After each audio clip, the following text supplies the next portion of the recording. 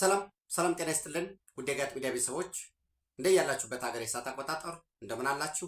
እንደምን ቆያችሁ? ኢትዮጵያ ውስጥ ናችሁ ይህን ፕሮግራም የምትከታተሉ እንደምን ዋላችሁ ማለት ፈልጋለሁ።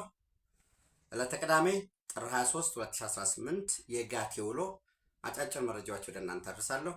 ጋት ዕለታዊ ምሽት እንደተጠበቀ ነው። መጣራት የሚገባቸው ቬሪፋይድ የሆኑ መረጃዎችን ወደ እናንተ አድርሳለሁ። 2-3 መረጃዎች አሉ አሁን ለእናንተ ማላልሳችሁ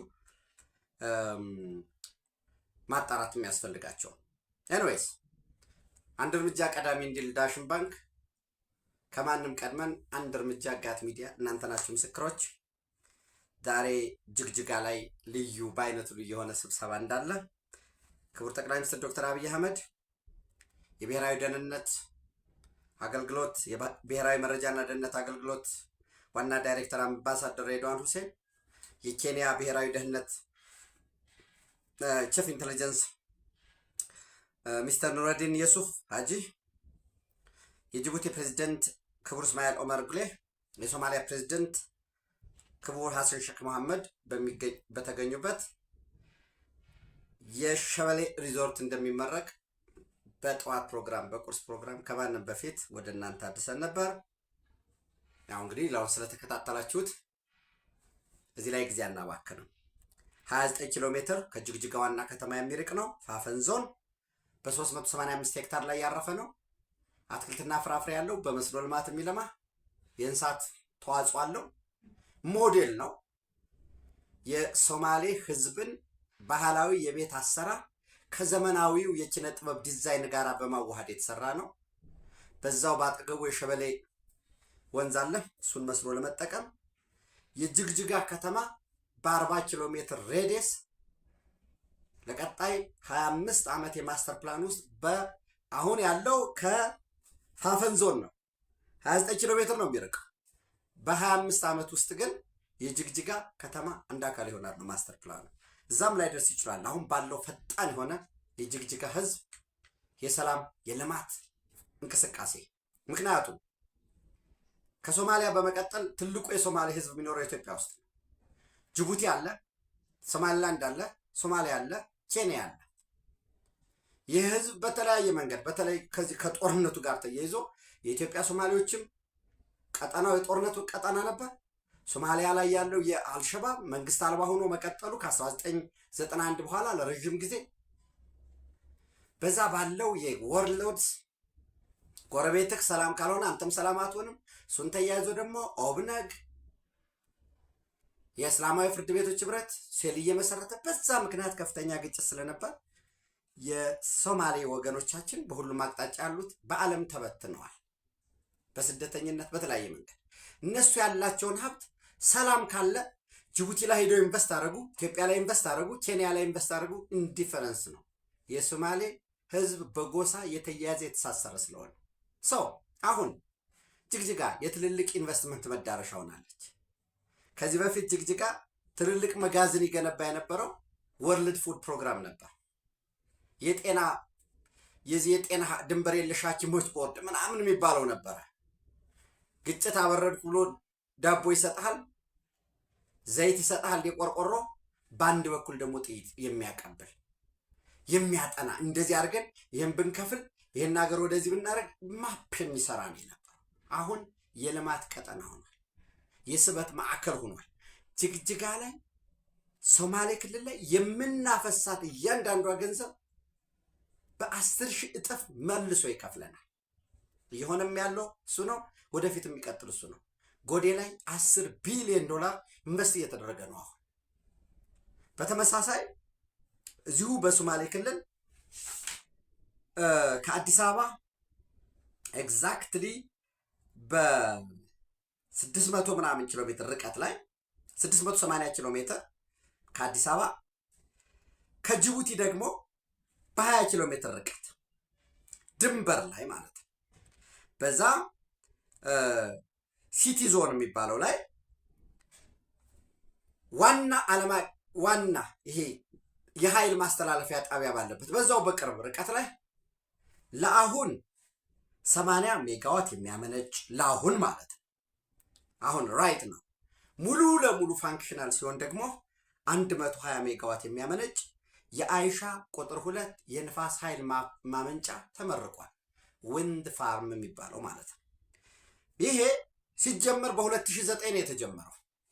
አስቡ፣ አሁን 2018 ነው። 9 ዓመት ፈጅቷል።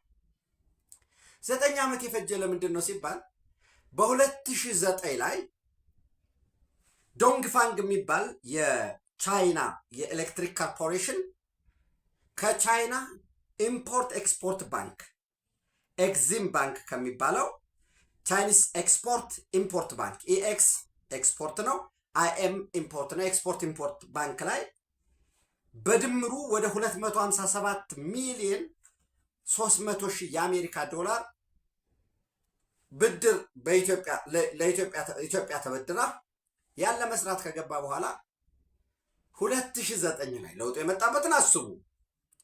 ያገረዳ ነው። ከስርዓት ጋር ከመንግስት ጋር የምናንከባልለው ጉዳይ ቢኖርም ዞሮ ዞሮ ይሄ ፕሮጀክት 2009 ተጀመረ። አበዳሪው አካል የቻይና ኤክስፖርት ኢምፖርት ባንክ ኤግዚም ባንክ ኖ የኢትዮጵያ የዕዳ መጠን ከፍተኛ ስለሆነ ላበድር አልችልም አለ። 40% ከሰጠ በኋላ ምናልባት 40% ማለት 102 ሚሊዮን 92 ሺህ አካባቢ ዶላር ከሰጠ በኋላ ቀሪው ስንት ማለት ነው? ወደ 154 ሚሊዮን 380 ሺህ ገደማው ደግሞ ያ ሆነ፣ ቆመ በቃ ስራው። ዘን መንግስት በወሰደው ቆራጥ እርምጃ ከየትም መጦ ፕሮጀክት አቁመን ሌላ ፕሮጀክት ልናስብ አንችልም። በኢትዮጵያ አቅም የራሱ የኢትዮጵያ ኤሌክትሪክ ፓወር ኮርፖሬሽን ከየትም አምጥቶ እንዲሰራው በተሰጠው አቅጣጫ መሰረት ከክሪፕቶ ማይኒንግ እንዲሁም ደግሞ ለታንዛኒያ መንግስት ከተፈጸመ ሽያጭ በኬታርኮ በኩል የኬንያ ትራንስሚሽን ኮርፖሬሽን በኩል በዛ በተገኘ ገንዘብ 48 ገደማ 48 ተርባይኖች እያንዳንዷ እንግዲህ 48 ተርባይን ማለት አዳማ አካባቢ ስትሄዱ የምታዩት የሚንቀሳቀሰው ማለት ነው። ይሄ አይሻ ከፍተኛ ነፋስ ያለበት አካባቢ ነው። ይሄ የተመረተው 80 ሜጋዋት ምንም አይነት ድካም ሳያስፈልግ እዛው በቅርቡ ካለው የአገር አቀፍ የኃይል ማስተላለፊያ ትራንስሚሽን ላይን ላይ የሚገናኝ ነው። ከጅቡቲ እንዳልኳችሁ 20 ኪሎ ሜትር ርቀት ላይ ነው፣ ድንበር ላይ ነው ያለው። ዛሬ ተመርቋል ማለት ነው። ስለዚህ ኢትዮጵያ የኃይል ፓወር ሀብ መሆን በቀጠናው ከፍተኛ የሆነ ኃይል የማምረት ኃይል ካመረትክ ደግሞ ኃይሉን ከንሲዩም ታደርገዋለህ ለኢንዱስትሪዎች፣ በርካሽም ኢንዱስትሪ ትስባለህ። ዝሮ ዝሮ አሁን የኢትዮጵያ ኢኮኖሚ የኃይል እጥረት ያለበት ነው። ከፍተኛ ኃይል እንፈልጋለን። ለዛ ነው ግድቦች የምንሰራው። ለዛ ነው ኒውክሌር እንፈልጋለን የምንለው። የጂኦተርማል እዛው አካባቢ 1000 ሜጋዋት የሚያመነጭ እዛው ሶማሌ ክልል እየተሰራ ነው። 1000 ሜጋዋት፣ ይሄ 80 ሜጋዋት፣ ሌሎችም ደግሞ በጋራ ጆይንትሊ የሚሰሩ ስራዎች አሉ ማለት ነው። ስለዚህ መንግስት በወሰደው ልዩ አቅጣጫ ልዩ ትኩረት መሰረት የኢትዮጵያ ኤሌክትሪክ ፓወር ኮርፖሬሽን ሰርቶ በዛሬው ዕለት ተመርቋል ማለት ነው። ስለዚህ የሸበሌ ሪዞርት፣ የአይሻ 2 የወንድ ፋርም፣ የግል ባለሀብቱ ጥምረት፣ የመንግስት ልማት፣ ሰፋፊ መንገዶች አሉ። እየተሰራ ያለው የአፈር ማዳበሪያ ራሱን ደግሞ አካባቢውን የፔትሮኬሚካል ኢንዱስትሪ የማድረግ የፋርማሲቲካል ሴንተር የማድረግ በዚህም ያንን አስተሳስሮ በቀጠናው ከፍተኛ የምስራቅ ኢትዮጵያ ድሬዳዋን ጨምሮ የኢንዱስትሪ ዞን እዛው ራሱን ከሶማሌ ክልል ጋር ተያይዞ በታች ድረስ ደግሞ የባሌን፣ የቦረና፣ የጉጂን ይዞ የሁሉም ኢኮኖሚዎች ተባብረው አካባቢው የሚበለጽግበት ልማቱ ደግሞ አልፎም ኬንያንም ጅቡቲንም ሶማሌላንድን ሶማሊያንም የሚሻገርበት ከበርበራ ጋር የሚተሳሰር ገና የሚመጣ ጉዳዮች አሉ። እነዚህ በሙሉ ሰፋፊ ልማቶች እየተከናወኑ ነው። ትኩረታችን ልማት ተሰራ መንገድ እንዲሆን የሚለው ላይ መሆኑ እጅግ በጣም ወሳኝ ነገር ነው ማለት ነው። ይህንን ካልኳችሁ እንግዲህ ምናልባት እኛ እስከዛሬ ቱሪዝም ደጋፊያችን ነው፣ የኢኮኖሚያችን አንድ አካል ነው እንላለን። አባቶቻችን ቅድመ አያቶቻችን የሰሯቸውን ስንጠቀም ነው የኖርነው። እሴት አልጨመርንም።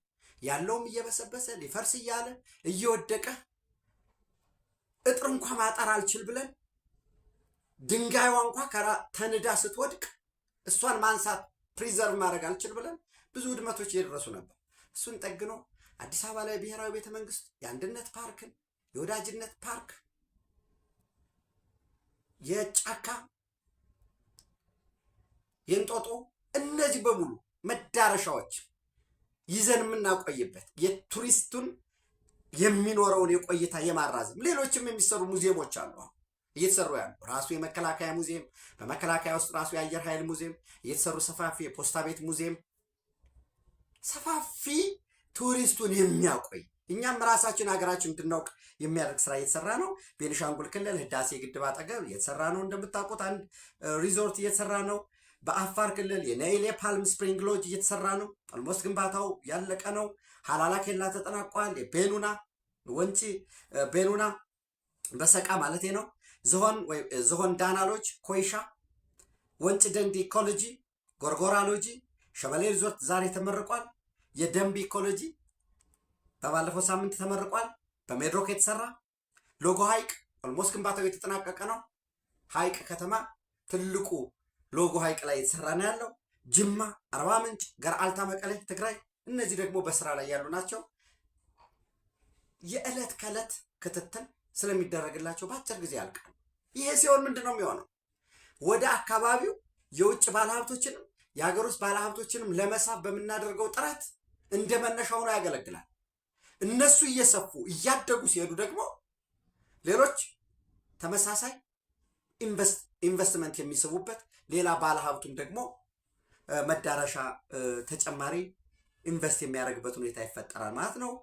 ሌላው እንግዲህ የምታውቁት ነው የጎርጎራን የቤተ መንግስት እድሳት፣ የላሊበላን በጦርነቱ በግጭቱ ምክንያት ቆመ እንጂ እነዚህ በሙሉ እየተሰሩ ነው ያሉት።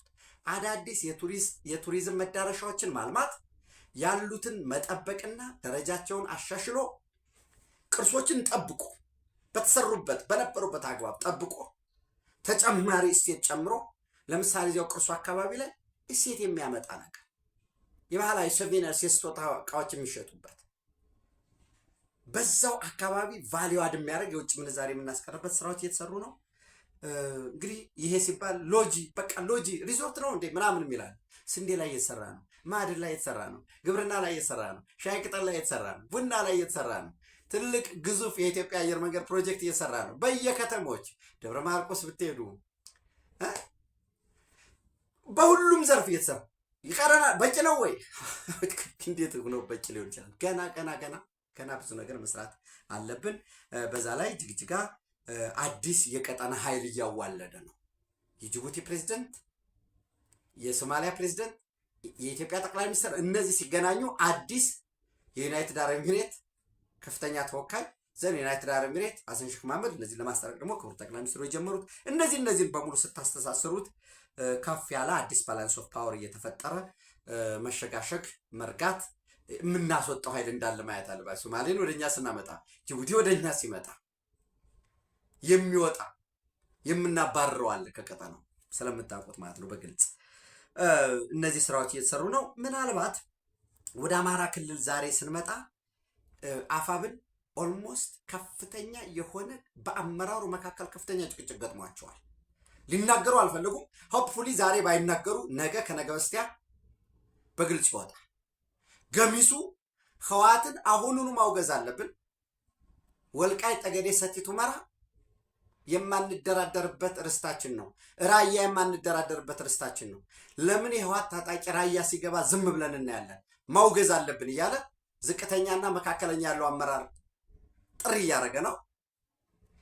ጎንደር፣ ደንቢያ ያሉ እኛ መጀመሪያውንስ የተነሳ ነው ለምንድን ነው አሁን ምንድን የሆነ በሚል እየተበተነ ነው ያለው። ሞጣ የመብረቁ ብርጌድ 12 ፋኖ በደረጀ በላይ የሚመራው ደግሞ የነፍስ ወከፍና መሳሪያ በመያዝ ከደንቢያ ተበትነዋል። ራያ ምሬ ወዳጆ የሚመራው የካላኮርማ የምሬ ወዳጆ ብርጌድ የተበተነበት ሁኔታ ነው ያለው። ዛሬ ጠዋት ደግሞ በራያ ግንባር በራያ ጨርጨር ወረዳ በድሽቃና በሞርተር ህወሓት ጥቃት ፈጽሞ ነበር። ነገር ግን ራዶያይታ አሳየው ይታ አልዮ ይታ በሚባሉ በተፈጸመ የድሮን ጥቃት የህወሓትና የሻዕቢያ ከፍተኛ የጦር መሳሪያ እንዲወድም ሆኗል። በተመሳሳይ ቢሶበር አሁን ከተወሰነ ከ1 ሰዓት ከ2 ሰዓት በፊት የሻዕቢያ የከባድ መሳሪያ ከጥቅም ውጭ ሆኗል። በኤርትራ በኩል የጦር መሳሪያ እየገባ ነው። መካናይዝድ ገብቷል። በታህታይ አዲያቦ እና ላዕላይ አዲያቦ፣ በላዕላይ አዲያቦ ጎደፋይ፣ በታህታይ አዲያቦ አዲስ ጸጸር በሚባል ብያቸው ነበር። ትናንት የኢትዮጵያ መንግስት የፈጸመውን የሻዕቢያ መካናይዝድ ላይ የፈጸመውን ተከትሎ በታህታይ አዲያቦ አዲስ ጸጸርና ላዕላይ አዲያቦ ጎደፋይ አካባቢ ተስቦ ገብቶ የነበረው የሻዕቢያ መካናይዝድ እግሬ አውጭኝ እየሮጠ ነው። የጦር መሳሪያው እንዳይመታበት ማለት ነው። እነሱም ከባድ የጦር መሳሪያቸው ሞርተር፣ ዲሽቃ፣ የመድፍ ቅንቡላ የጫነ ከኤርትራ የመጣ ሲመታ መጀመሪያ አካባቢ እንዳይቀርብ ሰው ካረቡ በኋላ ዘይት ይዞ የነበረ ነው። ዘይት ይዞ ከየት ነው የመጣው? ዲስፓች እና ይሄ ለማነሳሳት ነው። በነገራችን ላይ ሊዋጋለት የሚችል እንደው ከተዋጋም የትግራይ ህዝብ ነው። የትግራይ ህዝብን ግን ሌላ ላይ ውጭ ላይ ያለውን የሲቪል መኪና ተመታ ልትለው ትችላለህ። የትግራይ ህዝብን ግን በዚህ ደረጃ ማታለል ማወናበድ የሚጠቅም አይመስለኝም። በሰሜን ምዕራብ ትግራይ አስገደ ወረዳ፣ ዛናን፣ ጽምብላን፣ በደቡብ ምስራቅ ትግራይ 20 አዲ ወጅራት የሚባል አካባቢ የነበረው ታጣቂና ሚሊሻው ተበትኗል ሙሉ ለሙሉ። በዚህ መሰረት ኬላ ላይ እያስቆሙ እየፈተሹ ነው ያሉ። የጥንቃቄ ምልክቶች ለዚህ ለቲዲኤፍ ታጣቂዎች የተላለፈበት ሁኔታ አለ። በዚህ ዋጅራት ሰንአለን የሚባለውንም በሙሉ የቲዲኤፍ ታጣቂ ተባሮ ቦታው የተያዘበት ሁኔታ አለ። አርሚ 7 ውጊያ ለመክፈት በበረከት በኩል ዝግጅት አድርጓል። የአፋብን ጽናት አጅሬ ጃኑራ የሚባል ተዋጊ ወደዛ እየሄዱ ነው። በላይ በጠለም በወልቃይት በኩል ውጊያ ለመክፈት በጠዋት እንደነገርኳችሁ ምን እያደረጉ ነው? ከዚህ ከተንቤን ከቆላ ተንቤን አካባቢ የጦር መሳሪያ ለማውጣት እየተንቀሳቀሱ ነው። ቆላ ተንቤን እና ወረዳ ቀይ ተክል የሚባል 80 ሰው ይዘው እዛው አካባቢም ቅኝት ስላለ የሚያሰጋ ነገር የለም። ኢትዮጵያ አሸንፋለች፣ ታሸንፋለች። በድል እንቀጥላለን። ከዚህ ከአሜሪካ፣ ኢራን፣ እስራኤል በተለይ ድሮፕ ሳይት ኒውስ የሚባለው በነገው ዕለት በኢራን ላይ ጥቃት ሊፈጸም ይችላል የሚል መረጃ አውጥቷል። አባስ አርጋቺ ደግሞ በሚሳኤሎቻችን በመከላከያ አቅማችን በፍጹም ልንደራደር አንችልም፣ ለድርድር የሚበቃ ጉዳይ አይደለም የሚል መረጃ ሰጥተዋል። እነኝና ሌሎችንም ተጨማሪ መረጃዎችን ጨምረን በዕለታዊ ምሽት ወደ እናንተ ደርሳለሁ። ሙዚቃ እንዳይገባብን ከውጭ ሙዚቃ ስላለ ነው። ኢትዮጵያ በክብር ለዘላለም ትኖር። ታንኪዩ